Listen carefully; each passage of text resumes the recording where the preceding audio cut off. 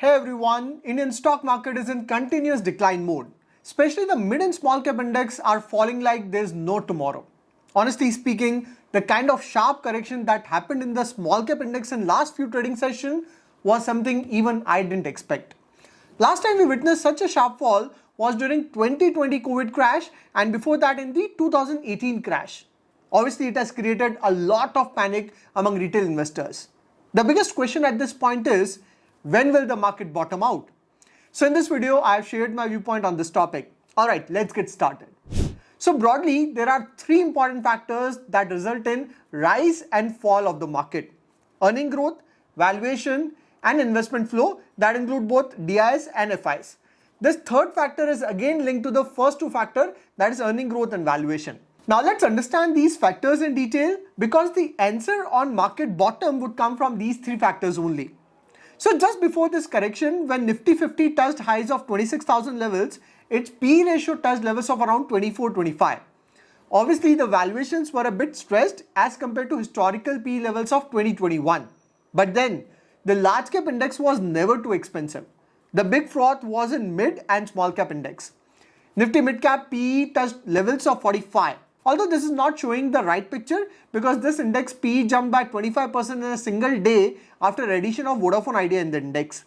Since Vodafone is massively loss-making company, it resulted in sharp fall in entire index EPS.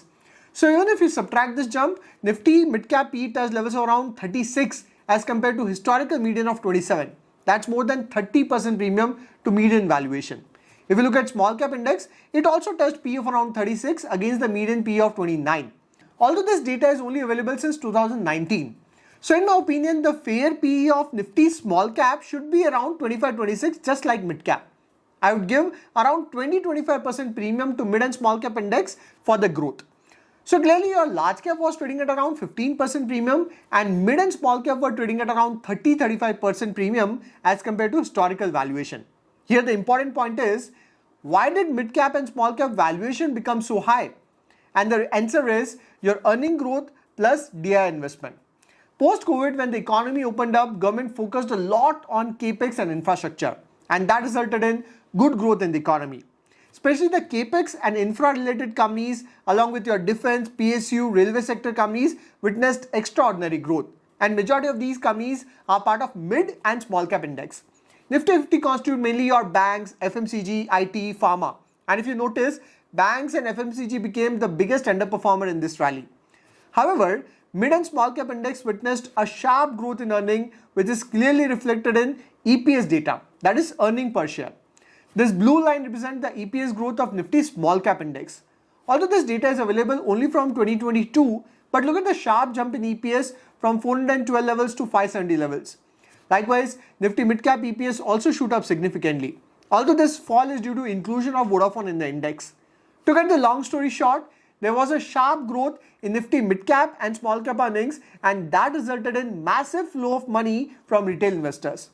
This chart shows the extraordinary growth in SIP book from 8,000 crore in 2021 to 26,000 crore in 24.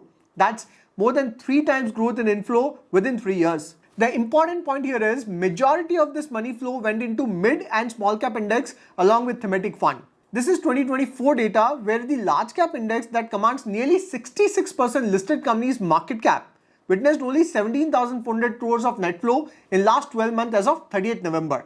Whereas mid and small cap that together have remaining 30-31% market cap witnessed 33,000 crore and 37,000 crore of inflow. And thematic funds received crazy 1.48 lakh crore of inflow, which is 38% of total investment. Clearly, retail investors were chasing momentum and investing in hot themes and mid and small cap mutual funds only. So when retail investors keep deploying the money in mid and small cap mutual funds or thematic funds, fund managers also have to invest that money in those respective mutual funds, even though the valuations are high. And that was the reason valuations became expensive. But if you notice, FIs are consistently selling from Indian market. In fact, last year itself they've sold investment worth more than 3 lakh crore and this year they've already crossed 1 lakh crore of selling. Initially everyone said that now Indian markets are no more dependent on FIs. Retail investors have become the backbone of Indian stock market. But ultimately everything boils down to earning and valuation. So what happened is, in last 2-3 quarters, the earning growth has slowed down in the economy. Plus now the focus of government has shifted back to consumption. Earlier this focus was on infra, capex, railway, defense, manufacturing, and that resulted in massive rally in these sectors, making their valuation super expensive as everyone wanted a pie in those segments. However, this resulted in slowdown in both rural and urban consumption, coupled with your high income tax and inflation. And the economy cannot grow only on the basis of government spending in infra and capex. Consumption is a very important growth engine of the economy. So now the focus has shifted back to consumption, and the budget has clearly shown slowdown in funding growth for capex and infra segment. As a result, the last couple of quarters have witnessed muted to negative growth in mid and small cap index. Although mid cap index has shown a decent growth in EPS in latest quarterly results, but small cap index growth is quite flat. Majority of small cap companies have missed the market estimates. Recently, there was a report by Motilal Oswal that mentioned Q3 earnings downgrade ratio is the worst in last 19 quarters. So overvaluation coupled with earning downgrades, especially in hot themes of last bull rally, resulted in negative sentiments.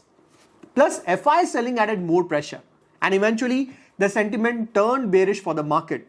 Now going forward, all these three factors would play a significant role in bottom formation for the market. First, valuation have to reach a fair range. Now as far as valuation is concerned, at index level, Nifty 50 is already trading at a fair valuation zone. So that is a good sign.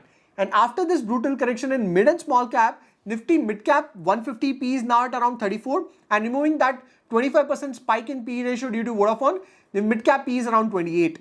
And Nifty small cap P is also at around 27-28. I believe this is a fair value zone for mid and small cap. Maybe another 5-10% correction would make it even better at P of around 25-26, nothing more than that. So valuation is not a major concern anymore. The concern is earning growth. Because if the Q4 earnings are also disappointing or growth visibility is missing, market would not like it, and that can result in further weakness. However, if the earning growth improves, the market can cheer it. So going forward, one of the biggest factor for bottom formation would be the earning growth. Also, third factor is FI selling pressure. A lot would depend upon when FIs would come back to the Indian market, and there's a simple math behind it. So at this moment, what is happening is rupee has depreciated significantly against dollar, or in other words, dollar has become very strong as compared to other currencies. For instance, in last 1 year, INR has depreciated around 4.5% against dollar. Now think about it. FIs can expect around 12-13% CAGR return in the long run from Indian market as they have major exposure in large cap. On top of this, they have to pay 12.5% long-term gain and 20% short-term capital gain. So their post-tax return from Indian market in rupee terms are around 10-11%. But since INR has depreciated 4.5%, the returns in terms of dollar is merely 6-7%. And today, the bond yield in the US is around 4.5 to 5%. Basically, that's a fixed return. Now tell me, if FIs would get 4.5 to 5% fixed return in the US, why would they take the risk of investment in Indian market for 6-7% return? It does not make sense. In fact, they can get better returns than this in the US market. So going forward, two things have to happen for FIs to come back to India. First, the INR to USD depreciation of 4 to 5% yearly rate has to stop. And second, the bond yield in the US has to fall. For the bond yield to fall, the US Fed has to reduce the interest rate. And for that, inflation has to remain under control. Now, as far as interest rates are concerned, US Fed has already started the rate cut after 2020 period. But it seems inflation is still a challenge in the US, and the US Fed might not cut the interest rate as expected in 2025. But rate cuts are bound to happen. So once further rate cuts would happen in the US, liquidity would increase and bond yield would fall to say 2-3%, and INR depreciation would reduce against the dollar, FIs would again have a reason to come back to Indian market. I think this would be a key trigger for sentiment change in Indian market. Friends, there is certainly structural growth in SIP book in India, and retail investor is investing massively in equity market. But the key risk is majority of retail investors have not seen a bear market, as before COVID the demat account in India were around 4 crore and now they are 18 crore.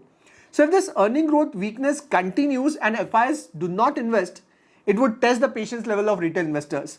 In fact, this correction is already testing the patience level. So DIS flow would also be a key factor which is driven by retail participant sentiments. Considering all these factors, coming back to the same question, When will the market bottom out? So the answer is simple. After this correction, valuations have already become reasonable, especially for large cap. But here the key concern is earning growth. If the earning growth continues to be a challenge, market can continue to see weakness. Some people are giving numbers like 22,200, then 21,280 for Nifty support based on technicals. But at the end of the day, technicals are a function of fundamentals. Market bottom would depend upon earning growth. Very simple. And third factor would be FI's investment. No matter how much we ignore FIs, the facts remain that FIs play a very important role in Indian equity market. This recent correction is a great example. And FIs would come back to Indian market when there's a good rate cut in the US that would result in high liquidity and fall in bond yield. And once FIs start investing money in emerging market like India, there would again be demand for INR, and then INR to USD depreciation would also reduce. So FIs would play a key role in market bottoming and recovering. As far as timing is concerned, market won't bottom out immediately. We have just got the Q3 results and it's been a disappointing performance. So now the market would wait for signs of earning recovery in Q4 and then in Q1 of FY26. Please understand one thing. These bull and bear cycles do not last for just few months. I mean, we have seen a one-way rally in market since March 23 till October 24 period. So almost 18 months of rally, and this correction has happened only in last 2-3 months. Of course, it is much more brutal, but still this bear market can continue for some time until the earning growth recovers. Now, as far as I am concerned, as a long-term investor, I don't really focus much on the exact number on Nifty bottom or exact time for the bottom. I think this is just a futile exercise, nothing but speculation. And there's no point doing it because you can't do anything which is not in your control. All I can do is go out, study the quarterly results, identify companies that are looking good in this correction and consider adding them systematically. And that's what I'm doing and sharing my learning in weekly video series where I closely track more than 200 quarterly results and also share my own investment strategies.